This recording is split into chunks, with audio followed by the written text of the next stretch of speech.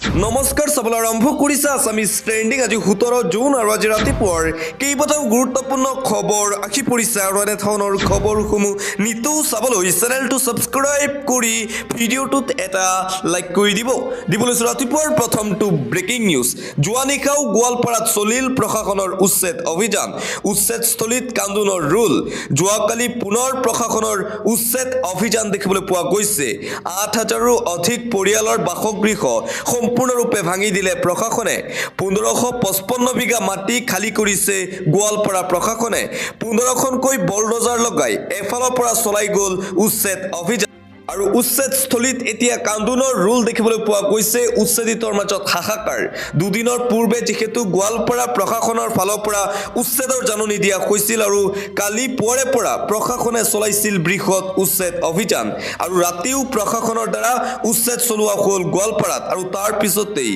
সেই স্থান ত্যাগ নকৰাৰ হুংকাৰ দিছিল স্থানীয় ৰাইজে আৰু অৱশেষত বলডজাৰ লগাই এইদৰে এফালৰ পৰা ভাঙি দিয়া হ'ল গোৱালপাৰাৰ এইসকল লোকৰ বাসগৃহ ৰাতিও চলিল প্ৰশাসনৰ বৃহৎ উচ্ছেদ অভিযান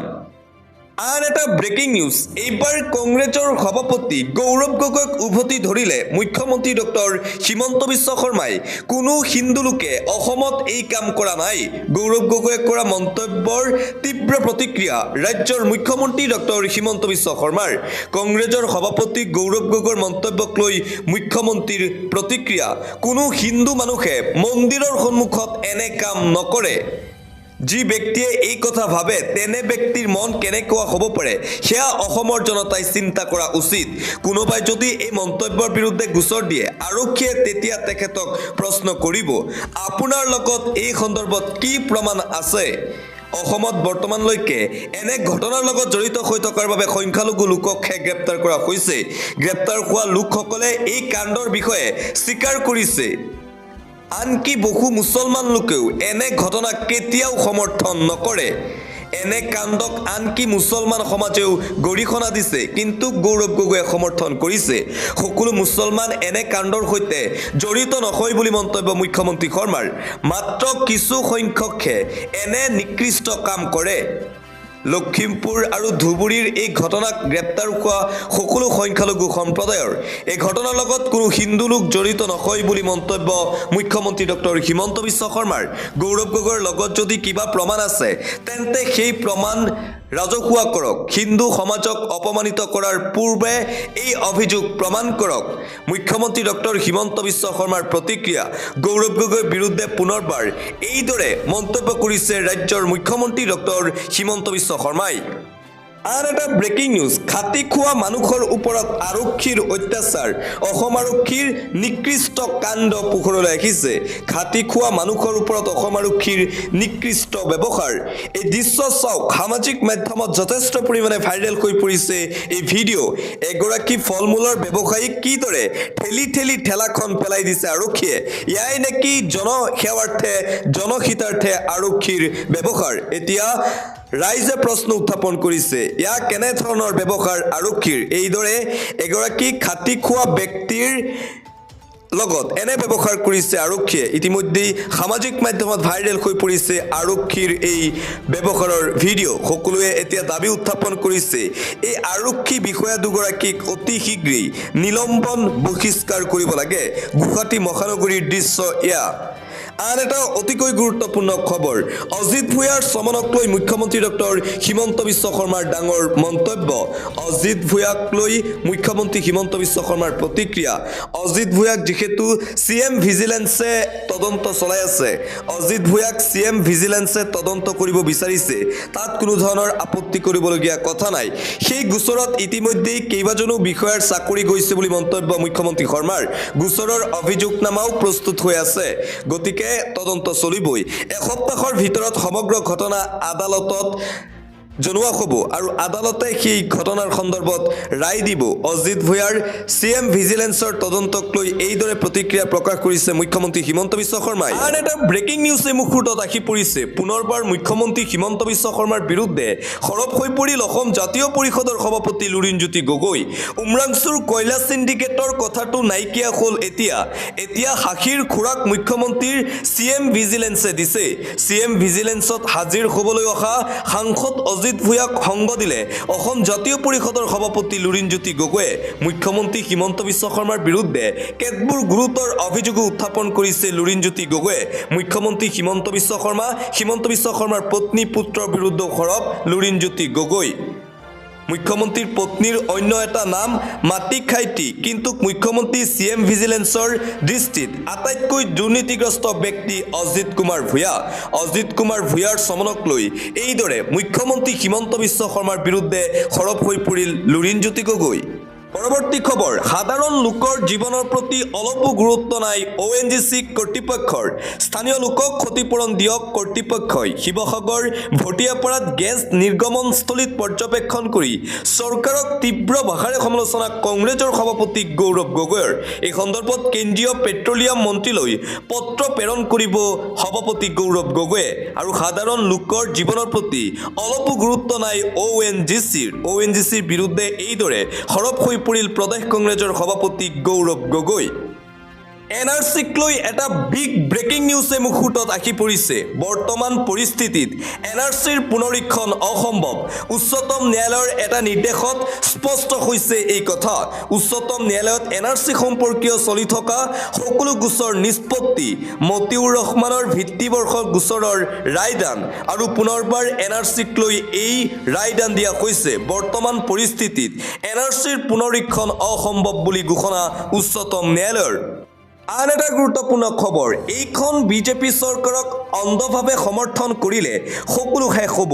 অসমৰ জাতি মাটি ভেটি হিমন্ত বিশ্ব শৰ্মাৰ চৰকাৰৰ সন্মুখত কিমান সুৰক্ষিত খিলঞ্জীয়াৰ মাটি অধিগ্ৰহণ কৰি কিয় চৰকাৰে ইণ্ডাষ্ট্ৰী বনাব গুৱাহাটীৰ কোটি কোটি টকাৰ মাটি পানীৰ দামত বেপাৰীক দিয়ে মন্তব্য নেত্ৰী মীৰা বৰঠাকুৰৰ কংগ্ৰেছ নেত্ৰী মীৰা বৰঠাকুৰ পুনৰবাৰ হিমন্ত বিশ্ব শৰ্মাৰ বিজেপি চৰকাৰৰ বিৰুদ্ধে এইদৰে সৰব হৈ পৰিছে আন এটা ব্ৰেকিং নিউজ মুখ্যমন্ত্ৰী হিমন্ত বিশ্ব শৰ্মাৰ ঘনিষ্ঠ ৰহিম জিব্ৰানৰ বিস্ফোৰণ উচ্ছেদিতক পুনৰ সংস্থাপন দিবই লাগিব চৰকাৰে উচ্ছেদিতক কোনো ধৰণৰ হাৰাশাস্তি কৰিব নোৱাৰিব বিজেপিয়ে আৰু এবাৰ মুখ্যমন্ত্ৰীৰ ঘনিষ্ঠ নেতাই এৰিছে অগপ উচ্ছেদক লৈ জিলা পৰিষদৰ পৰা পদত্যাগ কৰা ৰহিম জিব্ৰানৰ বিস্ফোৰণ উচ্ছেদৰ পূৰ্বে সময় দিব লাগিব প্ৰশাসনে উচ্ছেদিতক পুনৰ সংস্থাপনৰ ব্যৱস্থা কৰিব লাগে প্ৰশাসনে পুনৰ সংস্থাপন আৰু সময় নিদিয়াকৈ উচ্ছেদ চলালে মানি লোৱা নহ'ব উচ্ছেদক মই কেতিয়াও বিৰোধিতা কৰা নাই কিন্তু উচ্ছেদ কৰাৰ পূৰ্বে সেই লোকসকলক পুনৰ সংস্থাপন কৰক নিৰ্বাচনৰ সময়ত দিয়া পুনৰ সংস্থাপনৰ প্ৰতিশ্ৰুতি পূৰণ কৰিব নোৱাৰি অগপ দলৰ পৰা পদত্যাগ মই দলৰ পৰা পদত্যাগ কৰা নাই আজি পদত্যাগ কৰাৰ বাবে দলে যদি ব্যৱস্থা লয় মানি ল'ম দলৰ পৰা বাহিৰ কৰি নিদিয়া পৰ্যন্ত দল ত্যাগ নকৰোঁ উচ্ছেদক লৈ জিলা পৰিষদৰ পৰা পদত্যাগ কৰা ৰহিম জিব্ৰানৰ এই বিস্ফোৰণ পৰৱৰ্তী খবৰ 15 বছৰৰ অন্তত দেশত হ'ব লোকপিয়ল অন্তৰ্ভুক্ত কৰিব লাগিব আপোনাৰ নাম সম্পত্তি আই দ্বিতীয় পৰ্যায়ৰ লোকপিয়লত জনগাঁথনি স্বাধীনতাৰ পিছত প্ৰথমবাৰৰ বাবে ডিজিটেলি কৰা হ'ব লোকপিয়ল জাতি গণনাও লোকপিয়লৰ হৈ পৰিব অংশবিশেষ আৰু 15 বছৰ পিছত হ'ব লোকপিয়ল 2027 চনৰ লোকপিয়লৰ পৰাই মহিলা সংৰক্ষণ বিধায়ক অনাৰ পথ প্ৰস্ৰৱ হ'ব 15 বছৰৰ অন্তত ভাৰতত ঘোষণা লোকপিয়লৰ দিন 2011 চনৰ পিছত দেশত হ'ব দুটা পৰ্যায়ত লোকপিয়ল 2026 চনৰ 1 অক্টোবৰত প্ৰথম পৰ্যায়ৰ লোকপিয়ল হোৱাৰ পূৰ্ণ সম্ভাৱনা আছে 2027 বৰ্ষৰ 21 মাৰ্চৰ পৰা হ'ব দ্বিতীয় পৰ্যায়ৰ লোকপিয়ল পৰৱৰ্তী খবৰ ৰাষ্ট্ৰীয় ঘাইপথৰ ওপৰত নচলিব গৰুৰ বজাৰ লগে লগেই হ'ব একশ্যন গৰুৰ বজাৰক লৈ হিমন্ত বিশ্ব শৰ্মাৰ ঘোষণা অবৈধ গৰুৰ বজাৰক লৈ এইবাৰ কঠোৰ মুখ্যমন্ত্ৰী হিমন্ত বিশ্ব শৰ্মা ৰাষ্ট্ৰীয় ঘাইপথৰ ওচৰত নচলিব কোনো ধৰণৰ গৰুৰ বজাৰ ৰাষ্ট্ৰীয় ঘাইপথত গৰুৰ বজাৰ দেখিলেই লগে লগে হ'ব একশ্যন অবৈধ গৰুৰ বজাৰৰ ওপৰত তীক্ষ্ণ দৃষ্টি মুখ্যমন্ত্ৰী হিমন্ত বিশ্ব শৰ্মাৰ অবৈধ গৰুৰ বজাৰৰ অভিযোগ পালেই লগে লগেই হ'ব গ্ৰেপ্তাৰ গৰু ব্যৱসায়ীসকল অবৈধ গৰুৰ বজাৰক লৈ মন্ত্ৰী কৃষ্ণেন্দু পালৰো ডাঙৰ মন্তব্য অবৈধ গৰুৰ বজাৰক লৈ কঠোৰ হৈ পৰিছে ৰাজ্য চৰকাৰ আন এটা গুৰুত্বপূৰ্ণ খবৰ আন্দোলনৰ নেতৃত্ব লোৱা ৰান্ধনীসকলৰ যাব চাকৰি জাননী প্ৰেৰণ কৰিব আন্দোলনকাৰী ৰান্ধনীলৈ মুখ্যমন্ত্ৰী ডক্টৰ হিমন্ত বিশ্ব শৰ্মাৰ ডাঙৰ মন্তব্য যিসকল ৰান্ধনীৰ নেতৃত্বত আন্দোলন কৰিছিল চৰকাৰৰ বিৰুদ্ধে সেই ৰান্ধনীসকলৰ চাকৰি যাব ৰান্ধনীৰ চাকৰি যাব বুলি প্ৰশ্ন কৰা মহিলাসকলৰ যাব চাকৰি বেলেগক ভয় খুওৱাৰ অপৰাধত সেইসকলৰ চাকৰি শেষ কৰি দিব লাগিব মধ্যাহ্ন ভোজনৰ ৰান্ধনীক লৈ মুখ্যমন্ত্ৰী ডক্টৰ হিমন্ত বিশ্ব শৰ্মাৰ এই ডাঙৰ মন্তব্য ভয় খুৱাই থকা সকলৰ উদ্দেশ্য হৈছে আন্দোলন কৰিব লাগে আৰু স্কুলত যাব নালাগে যিসকল ৰান্ধনীৰ চাকৰি যাব বুলি কৈ আছে তেওঁলোকৰ হে চাকৰি যাব মই সকলো মিটিঙতেই কৈ আগতে ৰান্ধিছিলে এতিয়া বিলাব ৰান্ধনীসকলৰ চাকৰি নাযায় আন্দোলনৰ নেতৃত্ব দিয়া মহিলাসকলক আমি টিভিত চাই চিনাক্ত কৰিম ৰান্ধনীৰ তালিকা প্ৰস্তুত কৰিবলৈ শিক্ষা বিভাগক দিয়া হৈছে নিৰ্দেশনা সেইসকল ৰান্ধনী মহিলাৰ নাম আমি উলিয়াবলৈ শিক্ষা বিভাগক দিছো নিৰ্দেশনা শিক্ষা বিভাগে সেইসকল মহিলালৈ উত্তৰ বিচাৰি জাননী প্ৰেৰণ কৰিব পৰৱৰ্তী খবৰ মিত্ৰতা বিষয়টো মুখ্য বিষয় নহয় মিত্ৰতাৰ বাহিৰেও আৰু বহু সমস্যা অসমত আছে অকলেই নিৰ্বাচনত অৱতীৰ্ণ হোৱাৰ পোষকতা গৌৰৱ গগৈৰ হিমন্ত বিশ্ব শৰ্মা নহয় সৰ্বানন্দ সোণোৱাল শেষ হ'ব ৰাজ্যিক বিজেপিৰ মুখ্যমন্ত্ৰী আৰু এইবাৰ পুনৰ মিত্ৰতাৰ সন্দৰ্ভত আলোচনা চলি আছে বিৰোধী দলসমূহ যাতে একত্ৰিত হ'ব পাৰে তাক লৈ কেইবাটাও বৈঠক অনুষ্ঠিত হৈ আছে কিন্তু গৌৰৱ গগৈৰ ফালৰ পৰা কোৱা হৈছে মিত্ৰতা বিষয়টো আমাৰ মূল সমস্যা নহয় অসমত আৰু বহু ধৰণৰ সমস্যা আছে আমি বাকি সমস্যাবোৰ আগত ৰাখি 2026 চনৰ বিধানসভা নিৰ্বাচনত অৱতীৰ্ণ হ'ব খোজো আৰু এইবাৰ হয়তো অকলেই কংগ্ৰেছ দলে 2026 চনৰ বিধানসভা নিৰ্বাচনত প্ৰতিদ্বন্দ্বিতা কৰিব বুলি ইংগিত প্ৰদান কৰিছে কংগ্ৰেছৰ সভাপতি গৌৰৱ গগৈয়ে আৰু আনকি ৰাজ্যিক বিজেপিৰ 2026 চনৰ বিধানসভা নিৰ্বাচনত সৰ্বানন্দ সোণোৱাল শেষ হ'ব মুখ্যমন্ত্ৰী পদৰ দাবীদাৰ এই মন্তব্য কৰিছে প্ৰদেশ কংগ্ৰেছৰ সভাপতি তথা সাংসদ গৌৰৱ গগৈয়ে আন এটা অতিকৈ গুৰুত্বপূৰ্ণ খবৰ গোৱালপাৰাত চলি থকা উচ্ছেদক লৈ প্ৰতিক্ৰিয়া প্ৰকাশ আমচুৰ উচ্ছেদ বৰ্তমান চৰকাৰৰ এটা ফেশ্বনত পৰিণত হৈছে চৰকাৰে যেতিয়াই বিপদত পৰে তেতিয়াই সংখ্যালঘু মিয়া মুছলমান ৰাইজক উচ্ছেদ কৰে পুনৰ সংস্থাপনৰ ব্যৱস্থা নকৰাকৈ কেনেকৈ চৰকাৰে উচ্ছেদ কৰিছে গোৱালপাৰাৰ উচ্ছেদক লৈ মুখ্যমন্ত্ৰী হিমন্ত বিশ্ব শৰ্মাৰ বিৰুদ্ধে এইদৰে সৰব হৈ পৰিছে সদৌ অসম সংখ্যালঘু ছাত্ৰ ইউনিয়ন চমুকৈ আমচুৰ সভাপতি ৰেজাউল কৰিম চৰকাৰ উচ্ছেদ বৰ্তমান চৰকাৰৰ এটা ফেশ্বনত পৰিণত হৈছে বুলি মন্তব্য ৰেজাউল কৰিম চৰকাৰৰ যেতিয়াই মুখ্যমন্ত্ৰী হিমন্ত বিশ্ব শৰ্মাৰ বিৰুদ্ধে কিবা কেলেংকাৰী ওলাই যেতিয়াই চৰকাৰ বিপদত পৰে তেতিয়াই কেৱল আৰু কেৱল মিয়া মুছলমান ৰাইজক উচ্ছেদ কৰে হিমন্ত বিশ্ব শৰ্মাৰ বিজেপি চৰকাৰে পৰৱৰ্তী খবৰ মুছলমান হোৱাৰ বাবে উচ্ছেদ চলোৱা হৈছে নেকি গোৱালপাৰাৰ উচ্ছেদক লৈ এইবাৰ মুছাৰ ফালৰ পৰা ডাঙৰ অভিযোগ উত্থাপন কৰা হৈছে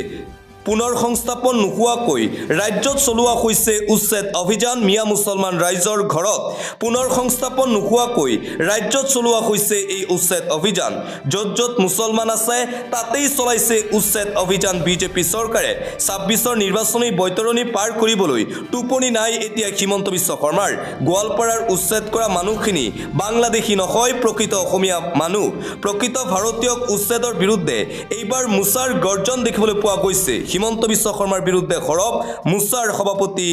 ৰাব্বানী আন এটা গুৰুত্বপূৰ্ণ খবৰ এণ্টিভাইৰাছ ইংলেণ্ড পাকিস্তানৰ পৰা আহি থাকিব